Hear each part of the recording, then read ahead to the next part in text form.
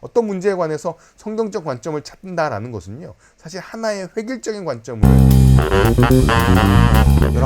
열왕기서는요, 이 왕의 역사를 기록한 책으로 저희가 보잖아요. 그 열왕기, Book of Kings, 왕들의 이야기인 거죠. 사실 이 열왕기는 그래서 이 세상이 왕의 역사, 권력자의 역사처럼 느껴질 만한 책이긴 한데요. 그 책은 자세히 살펴보시게 되면 이 세상의 역사는 왕들의 역사가 아니라 하나님의 역사라는 것들을 알게 됩니다. 먼저 열왕기서를 보시게 되면요, 왕들의 이야기만 있는 게 아니에요. 각 중요한 왕들 때마다 함께 활동했던 선지자들을 만나게 됩니다. 선지자들의 역사는 하나님의 역사임을 저희가 알 수 있죠. 하나님께서 선지자를 통해서, 예언자들을 통해서 말씀하시고 자신의 통치를 드러내고 계시니까요. 솔로몬 시절에는 나단의 선지자가 있었습니다. 르호보암에는 스마야가 있었고요. 여로보암에게는 아히야가 있었습니다. 아합에게는 엘리야, 예후를 사환을 통해서 기름 부었던 엘리사가 있었습니다.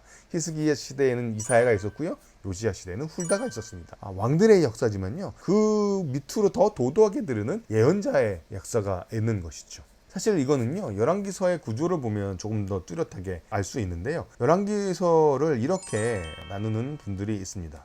처음에 솔로몬 이야기로 시작을 하잖아요. 통일왕국이에요. 그 땅에 왕국이 하나만 있었습니다. 맨 마지막에 결국 북이스라엘이 멸망했기 때문에 남왕국만 있는 시절이 있는 거죠. 그래서 A 그리고 A 다시 맨 처음과 맨 마지막이 나름대로 짝을 이루게 됩니다. 그 다음에 그 안쪽에는요, 이제 여로보암 이야기가 되죠. 솔로몬 시절에 이제 여로보암이 새로 북이스라엘을 차지하는 쪽으로 가게 되잖아요. 솔로몬이 그래서 죽고 북이스라엘과 남유다로 나뉘게 되죠. 그런 여로보암의 이야기가 이제 11장부터 기록이 된다면요, 끝에서 두 번째 파트라고 말할 수 있는 열왕기하 17장부터 18장 12절까지는요 여로보암의 죄로 인해서 북이스라엘에 멸망하는 이야기가 담겨져 있습니다. 제가 뭐 열왕기서를 다 공부하려는 목적은 아니고요. 그래서 열왕기서를 이렇게 분석을 하다 보면 사람들이 어떤 관찰을 하게 되냐면, 이 열왕기서의 맨 한 가운데에 오므리 왕조 이야기가 놓여 있다라는 관찰을 하게 됩니다. 이런 식으로 이렇게 양파 구조 혹은 동심원 구조로 것들을 다듬게 되면요, 그 가운데 있는 본문이 어떤 면에서 핵심적인 메시지를 담고 있다, 혹은 그 책의 전체 흐름의 전환점이 된다라고 사람들이 이야기를 하게 되죠. 그래서 가운데 있는 부분이 굉장히 중요하다라고 이야기를 하게 돼요. 오므리 왕조가 열왕기서의 가운데 핵심에 있습니다. 그런데 흥미로운 건 이 오므리 왕조가 기록되어 있는 열왕기상 16장부터 열왕기하 11장까지를 또 이렇게 분석을 하는 경우들이 있습니다. 분석을 하면요, 가운데에 엘리사가 엘리야를 승계하는 이야기가 있습니다. 열왕기하 2장에 있는 말씀인 거죠. 저희가 요 문학적으로 좀 더 분석을 하게 되면, 엘리사가 엘리야를 승계하는 이야기는 어떤 왕의 통치 기간에도 놓여있지 않은 것처럼 묘사가 되어 있어요. 중요한 건 뭐냐 하면, 어떤 책의 구조를 분석했을 때 가운데가 중요한 메시지가 담겨 있다고 볼 수 있다면, 열왕기서의 핵심에는 오므리 왕조 이야기가 있는데, 그 오므리 왕조 이야기 한 가운데에는 예언자의 승계 이야기가 있다는 거죠. 열왕기서는요, 한 왕이 통치하다가 죽으면 그 다음 왕이 그 왕통을 이어받는 왕이 계승되어진 역사로 저희가 쉽게 읽습니다. 그렇지만 그 왕이 이어지는 역사 한 가운데에 예언자의 승계 이야기가 있다는 거죠. 그러니까 열왕기서는 권력자들 왕의 역사로 얼핏 보이지만 사실은 예언의 역사, 하나님의 통치의 역사를 보여주고 있습니다. 그러면서 우리는 세상을 볼 때 이 세상을 누가 통치하고 누가 다스리느냐? 권력자, 왕이 통치한다라고 생각하기 쉽습니다. 그렇지만 그 밑에 도도히 흐르고 있는 하나님의 역사, 하나님의 통치가 있다는 사실을 열왕기서는 우리에게 웅변해주고 있습니다. 세상은 왕의 역사, 권력자의 역사일까요? 그렇지 않습니다. 세상은 하나님의 역사입니다. 역대기. 저희는 진리는 어떤 경우에든지 옳아야 되기 때문에 진리는 획일적이다. 너에게도 진리고 나에게도 진리고, 진리면 누구에게나 보편적으로 옳아야만 된다라고 생각합니다. 물론 진리는 그러한 보편성을 띠는 측면이 있는 건 사실이에요. 하지만 아무런 맥락이 없이 존재하는 진리는 사실상 좀 고민거리가 생깁니다. 진리라고 말하는 것들은요, 각각의 맥락 가운데 의미가 있는 것이에요. 누구는 이제 상대주의를 얘기하자는 거냐, 뭐 이렇게 얘기할 수도 있겠습니다만, 뭐 그런 상대주의나 뭐 포스트 모던 이야기를 하기 전에요, 성경에 나오는 현상 자체를 우리가 좀 관찰해 볼 필요가 있는 거죠. 좀 약간 단편적인 예처럼 보일 수 있겠습니다만, 역대상과 사무엘하 7장을 비교해 보면 흥미로운 차이를 느낄 수가 있는데요. 잘 보시면 역대상 17장에서는요, 나단의 신탁이죠. 나단을 통해서 하나님께서 다윗 왕조가 영원할 것이다를 약속해 주시는 건데요. 거기 이렇게 표현합니다. 특별히 14절 보시면요, 오히려 내가 그를 내 집과 내 나라 위에 영원히 세워서, 요게 내 집과 내 나라에서 나는 누굴 얘기하냐면 여호와를 말씀하시는 거죠.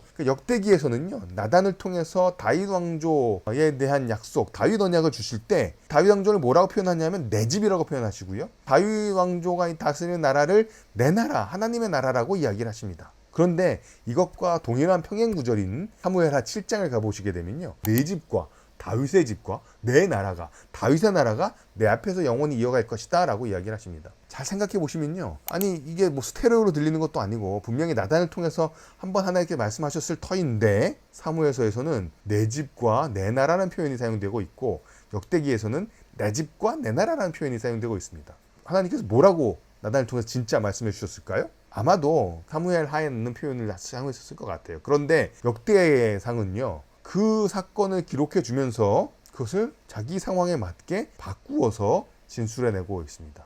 거짓말한 건가요? 저희는 이 상황에서 고민해 볼 게 있어요. 저희들은 모두가 다 성경적이 되면 동일한 의견을 갖게 될 거라고 생각하기 쉽지만, 사실은 똑같이 성경적이면서도 서로의 의견이 다를 수도 있다는 거죠. 다윗이 인구조사를 했던 이야기도 마찬가지잖아요. 사무엘서 같은 경우에는 다윗이 범죄하고 다윗의 교만함으로 인구조사를 했다는 식의 묘사를 하는 반면, 역대기에서는 인구조사를 했던 문제를 사탄 때문이라고 설명을 하잖아요. 그러니까 어떤 사건에 대한 이해, 해석이 사무엘과 역대기가 다르게 제시되고 있습니다. 그런데 둘 다 성경 안에 있는 관점이라는 것이죠. 어떤 문제에 관해서 성경적 관점을 찾는다라는 것은요, 사실 하나의 획일적인 관점을 포착하지 못할 수도 있는 것이죠. 모두가 다 나의 생각도 성경적이고 당신의 생각도 성경적이지만 뭔가 서 있는 자리라든지 여러 가지 맥락들이 달라서 서로 다른 관점을 가질 수도 있다는 겁니다. 그게 성경이 우리에게 알려주고 있는 그냥 데이터적인 상황이에요. 그래서 우리는 진리를 추구하고 성경적 관점을 갖는다라고, 그리고 그것을 우리가 원합니다. 하지만 그 결과 모두가 똑같은 생각을 갖게 되지는 않을 수도 있다는 것을 성경 자체는 우리에게 보여주고 있습니다. 진리는 그러면서 획일적이지 않고요, 맥락과 함께 움직이고 있습니다. 에스라 느헤미야 통해서 제가 확인해 보고 싶은 주제가 있는데, 그것은 구약에서는 성전이 건물이었다라는 것이 오해라는 것입니다. 구약에서도 성전은, 하나님의 집은 신앙 공동체를 의미했습니다. 성전이 예수님의 몸이고 그리스도의 공동체가 성전이라는 것이 이제 신약적 개념으로 잘 알고 있잖아요. 그런데 이제 구약에서는 성전은 건물이었다, 건물이 하나님의 집이었다라고 저희들은 생각하기 쉽죠. 뭐 솔로몬이 성전을 봉헌했다, 뭐 이런 얘기들을 하잖아요. 그런데 에스라 느헤미야를 보시게 되면 구약에서도 건물을 성전이라 칭하지 않고요. 물론 성전이 그것을 칭할 때가 있죠, 1차적으로. 하지만 구약에서도 성전, 하나님의 집은 하나님의 백성 공동체를 의미했습니다. 그것은 에스라 느헤미야의 구조를 통해서 저희가 확인할 수 있는데요. 에스라 느헤미야의 구조를 김신상 교수님은 에스케나지라는 학자를 빌어서 이렇게 설명하시는데요. 에스라 느헤미야는, 사실 에스라 느헤미야는요, 우리 성경에서는 두 권으로 떨어져 있지만 사실 히브리 성경에서는 한 권의 책으로 다루어지거든요. 그래서 에스라 느헤미야를 전체로 묶어서 구조를 나누면 세 부분으로 나눌 수 있다고 이야기를 합니다. 첫 번째, 에스라 1장에서 하나님의 명령이 주어지죠. 하나님의 집을 건축하라는 명령이 주어집니다. 그리고 에스라 2장에서부터 느헤미야 7장까지는 그 하나님의 집을 재건한 이야기가 나와요. 그리고 느헤미야 8장부터 마지막까지는 이 회복과 갱신이라는 것이 지속되어야 된다라는 이야기를 하는 것이죠.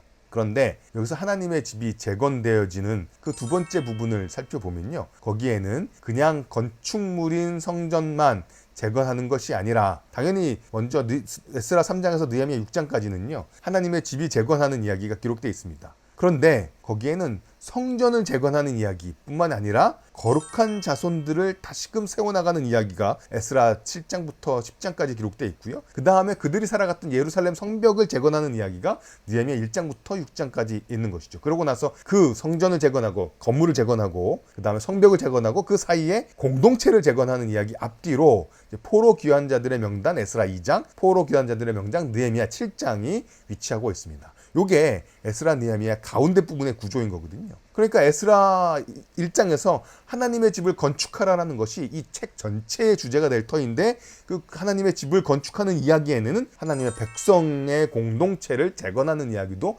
명확하게 들어가 있더라라는 것입니다. 그러니까 이 만일에 집을 건축하는 것이 그냥 건물에만 해당하는 것이라고 생각하면 1장의 명령은 그냥 에스라 6장에서 그냥 끝나버리게 되는 거죠. 거기서 성벽 얘기도 아닌 게 되니까요. 그렇지만 이 1장은 에스라 느헤미야 전체의 서론적인 역할을 하면서 거룩한 자손을 재건하는, 예루살렘 공동체를 재건하는 것까지 하나님의 집을 재건하는 이야기 안에 포함시키고 있다라고 볼 수 있습니다. 지금 하나님의 집이라는 것은 보통 성전, 히브리어로 바이트라고 표현하기도 하고, 그 다음에 여기서 하나님 여호와의 성전이라고 표현되기도 하는, 그 다음에 하나님의 성전이라고도 표현되는 것인데요. 이게 1장에서 이렇게 하나님의 집을 재건하라라고 명령이 되잖아요.